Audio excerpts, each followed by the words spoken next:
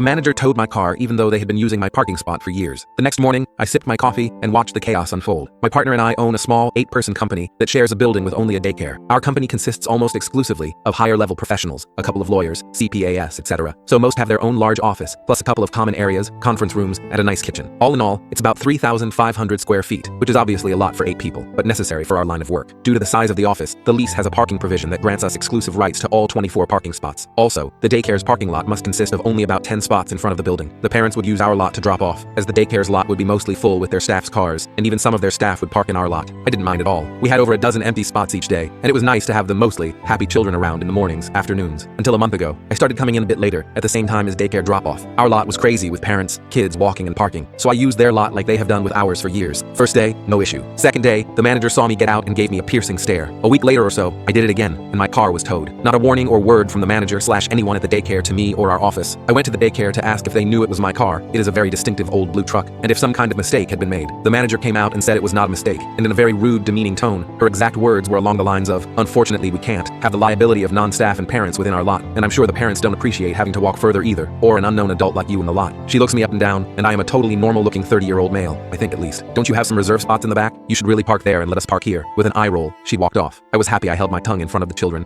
considering how King angry I was, knowing it was not the time for that conversation. A couple days later, I told the manager, while we were outside the office, that I wished she would have come to me before towing my car and costing me $600, asked for an apology, and said, "Since we share the back lot and the parents take up almost all of our spots in the morning and afternoon, can I park in the front lot the occasional morning the timelines align?" She flatly said no, and basically gave me the same speech she gave last time, at least not commenting on my appearance this time. I left things for a week, thinking it was over. Again, I had nowhere to park one morning, having to wait 10 minutes for parents to filter out of our lot lest my car be towed, and who do I see but the manager getting a spot in my lot before me even. I decided to comply with the manager's wishes then, and developed a plan. I contacted the building owner and said, or more accurately lied, that, due to compliance reasons with a state license we're applying for, we need to have a gate installed with employee/guest pass access only on our parking lot. Our company would of course cover the cost. Same day approval from the landlord. Installed 2 weeks later. I drove in early that first day after the install. I tell you, the mayhem was well worth it. Watching from the corner window gave me a perfect view of it all. It started with daycare staff pressing all sorts of keys on the gate to try and get in, trying to park where they have for months, years even. Then their lot filled up completely. Parents started arriving. A staff member had to stand at the gate telling parents there was now no access. Their parking lot was basically congested with parents double parked, taking their children in. Other parents parked a quarter-mile down in another lot at the park our office overlooks. I eventually went down